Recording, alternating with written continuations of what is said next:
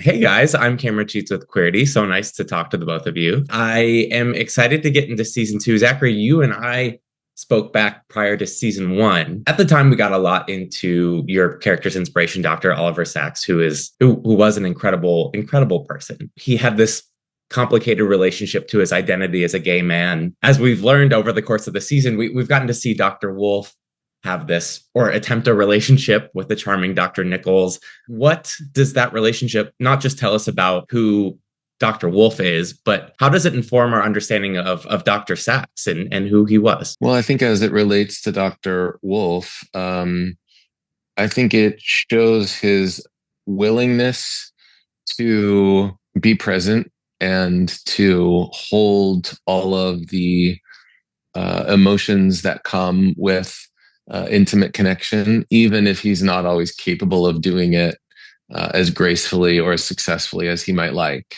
While Wolf is incredibly able to show up for his patients in moments of vulnerability and uncertainty and emotional upheaval, he's not always able to show up for himself in the same way. And I think that's evidenced by the fact that at the end of season one, he disappears on Josh at an incredibly crucial moment. And he's not able to hold all of the different aspects of his experience emotionally. And so he kind of drops the ball. One of the really beautiful aspects of playing a character like this is that it's an exploration of what it might have been like if Oliver Sacks had been allowed to bring the full breadth of his complexity as a person into his life as a doctor. But unfortunately, because of the time that he lived and worked in, he didn't feel like he was able to do that. And he had to split off and essentially deny this aspect of who he was for an incredibly long time. It's a bit of a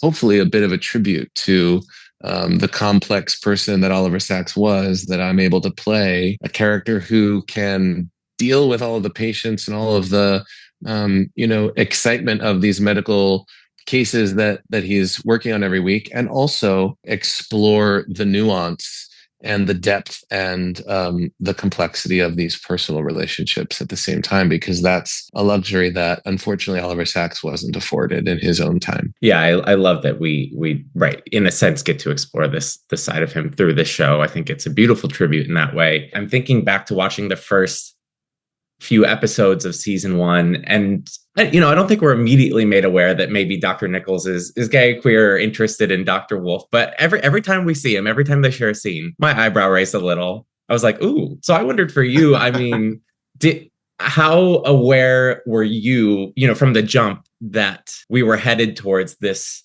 sort of relationship between these two? And I mean, what did you like about, exploring and playing in that arc for Dr. Nichols the first season? When I auditioned for the pilot, there was there's always a character breakdown when you're auditioning for something. The character is this, this, and this. Here's some whatever information you may or may not, want to know. And it said that it was, setting up Josh as a potential love interest. So I had that in the back of my mind. It could go this way if there were a good reason to have the story go that way, if there was good chemistry, whatever the writers decided. There was a cut scene in the pilot where these two go out for drinks. They sort of get off on the wrong foot, and Josh approaches Wolf in his office and, hey, we sort of got off on the wrong foot. Can I buy you a beer? And they have a nice moment over a drink. They're a little bit loose. And I confessed to Wolf that, listen, that he's a known commodity in the community. And there's a line, I'm paraphrasing, but there was a line like doctor community, or I say something and they're like, no, the gay doctor community. And it's like, oh, there's a community. And I know lots of details about it because he's he's sort of a rogue, outlaw, quirky, whatever word you want to use, figure.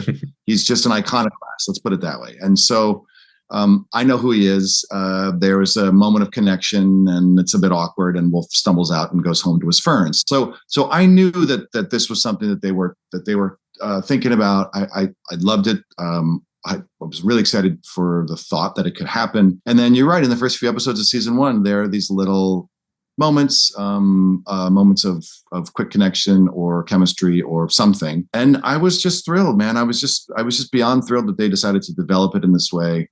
I'm a massive fan and admirer of Zach. When we worked together 14 years ago on a show. So to be paired with someone who I have such great esteem for, who I happen to also really like as a human being. Vice versa. Back at you, Teddy. Well, thank you very much. But by the way, you're also very attractive. Oh, now come on. And it's like, it's easy to look and be like, oh, he's like, there's something. Get out of here. No, well, it's true. It's true. I will say the first time we had our kiss, the first thought that literally went into my head was, oh boy, this beard is a whole lot softer than it looks. Because I thought it was really going to be really bristly. This is nice. I've just found it to be the role of a lifetime, and we're only on episode 7. 8's just landed in our inboxes, and they're writing 9. We have a whole back half of the season yet to explore. And I'm very hopeful that these two can work their way back into greater intimate communication.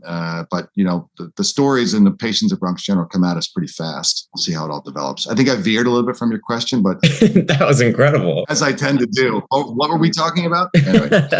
Well, now I'm like, okay, so Zachary, what's the like soft beard secret? How do we get the beard so soft? But maybe that's a diversion. That's a different conversation. I'll clue you into that next time we talk. Next time we'll get into that. Sorry, Zach. I'm sorry. Teddy, specifically, I could pivot this to you first. I mean, you two have this history of working together. You're so great to see. It's so great to see you on screen. I'm curious, in your opinion, soft beard aside, what is it about Zachary as a coworker and scene partner that you think makes him an ideal romantic partner in real life? He's so smart, which is so attractive to have someone so smart is such a catch-all. He's curious, he's well-informed, he's very detailed in a way that I just admire his brain. I admire the way his brain works. And I can see him at work making sure that, detail to detail is specific, and I have to listen to him. I have to really listen to him in these scenes because I have to be able to respond to what he's giving me, but also physically, but also emotionally. I have to try to listen for what's behind the words. I have to watch him, and I think great partners, scene partners or life partners, I think you just have to be intrigued and attracted on an intellectual level, and I admire intellect so greatly. And I'm hilarious. And funny. Yeah. And Zach, Zach will throw the yes. Zach is right. Okay. Yeah. Right. He's Thanks, also Teddy. Can I ask the same of Teddy? I think Teddy has such a positivity and such just an openness to him that I feel is such an asset to our company. You can always expect Teddy to show up with 110%, not only of commitment, but also of enthusiasm. And I see that in his real life, with his relationship with his family and exciting things happening for him personally right now. And it's really so wonderful to watch him embrace it all with such joy. And yeah, I think that spirit of positivity, groundedness, that combination is something that I know that I appreciate. And I'm sure that his wife, Melissa, appreciates it as well. Yeah, I'm really grateful for the time. Thank you. It's been lovely chatting. Great. Have a great day. You too. Bye, guys. Bye-bye.